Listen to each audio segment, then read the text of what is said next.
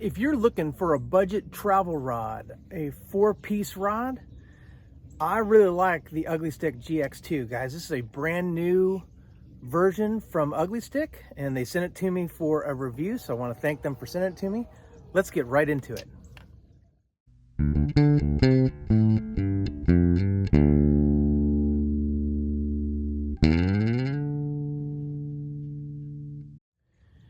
Hey guys, I'm Kevin with Kemp Outside, your inside source for all things outside. We're out here doing tackle reviews today. We're on Medard Reservoir. It's 2 days after Christmas. I'm shooting a lot of videos. I'm not exactly sure when this one will come out, but it is a beautiful day. It's a little overcast, but great, super calm, no wind, just really nice. So I am out here testing tackle, and Ugly Stik asked me if there was anything in their product lineup that I would like to review. And I said, yes, I would love to review one of your new GX2 travel rods. I do a lot of traveling. I fish all over the country. And occasionally I need a rod that is significantly shorter than a 1-piece rod or even a 2-piece rod. And so this is a 4-piece rod. It's a 7-foot rod, and this one is a medium. So 6 to 15 pound line. I have it connected to as I'm hung up on my trolling motor here, I have it connected to a Abu Garcia Max X in the 30 size with some 10-pound Berkeley braid and 10-pound Berkeley fluorocarbon leader. And I have a Texas rig worm, because that is one of my go-to setups for fishing when I'm in a new place, is I toss a weedless worm a lot of the time. So since this is kind of simulating what I would do if I arrived somewhere where I've never fished before with a travel rod, I figured that would be a good test. I'm going to just do some casts with it, see how it fishes, because really that's the most important thing, is how does this thing fish? And then after that, we'll take it back to the house and we'll go over all the features and do pros and cons and all that stuff. So first of all, let me cast with it and see how it does.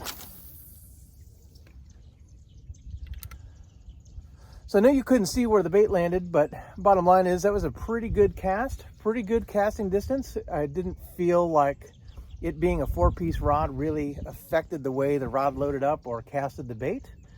So I'm confident that I can get decent casting distance.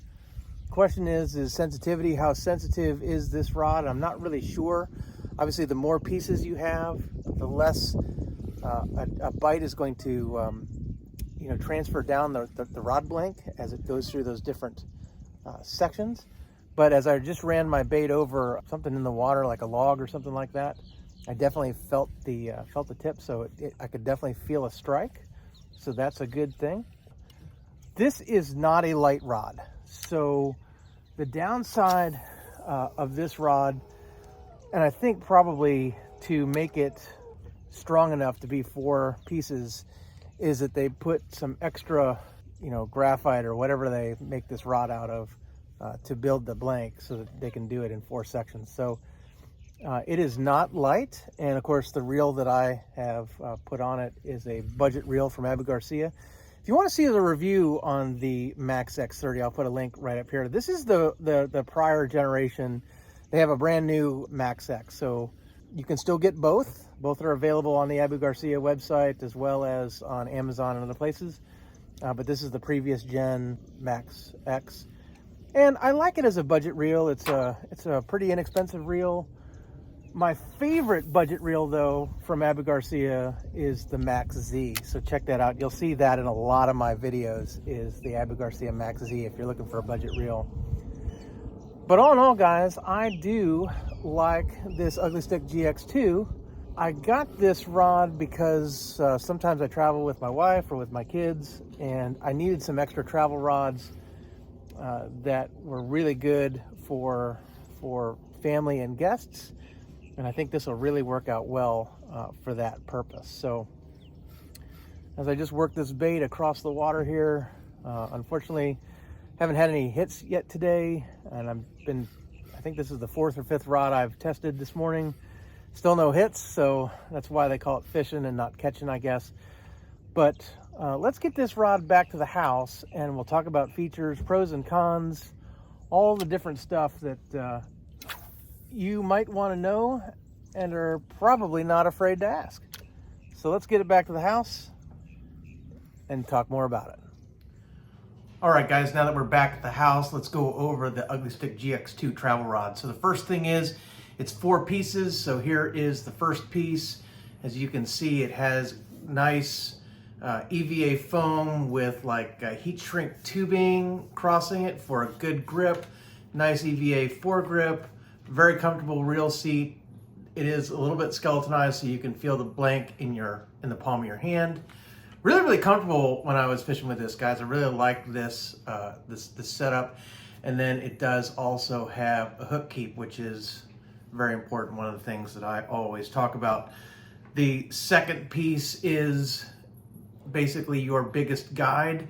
This is one of the things that you have to worry about when you're transporting this is this guide in particular, but all the guides you want to be careful of, make sure that it don't get, hit, bent, whatever, but this one sticks out the most, so just be aware. The third piece has 2 guides in it, and then the tip section has, 2 guides and a tip, has that clear tip that Ugly Stik is famous for. And this is the one I probably worry about breaking the most in terms of transport. What I really like about these guys is that they have these little diamonds that will help you align the rod when you're putting it together. So let me get this in, but you can see to align, yep, there, I lined it up so that when they're lined up, you know that your guides are all facing the same direction. There we go. So just like that. So that comes in really handy. Let's talk about it for a minute. So this rod comes in 4 different sizes. It has a 5-foot length, a 6-foot length, a 6.5, and a 7. So the 5-foot is a light action rod with a 4 to 10 pound test line rating, and then it's also 3 pieces instead of 4. And then the 6, 6.5, and 7 are all 4-piece rods. They're all medium with a 6 to 15 pound line rating. So those are your options. This is the 7-foot, which I really, really like. Let's go into some of the features.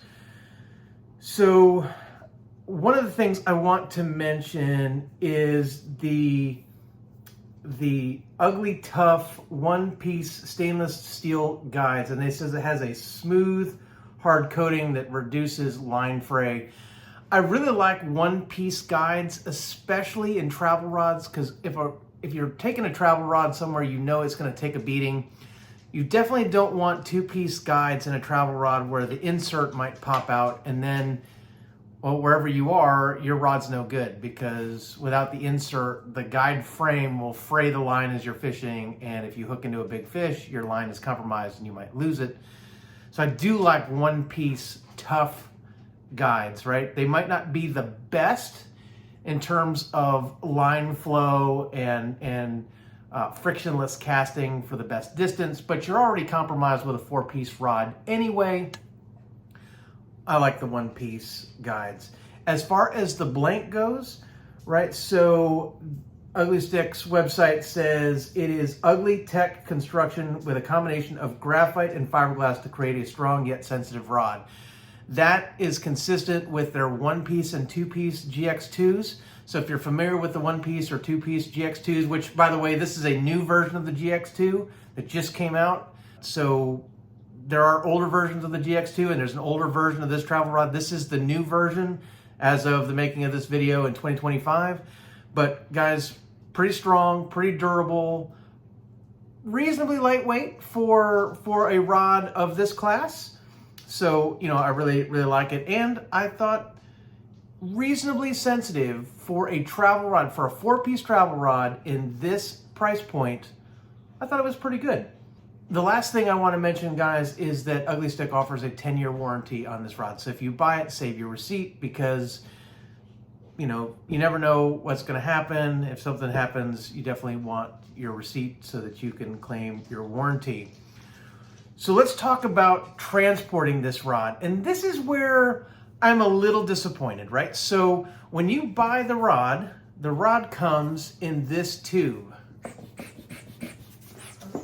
right? So this is not something I could put in the Kemp bus or the cargo camper and throw gear on top of and expect my rod to be in the same 4 pieces it was when it went in.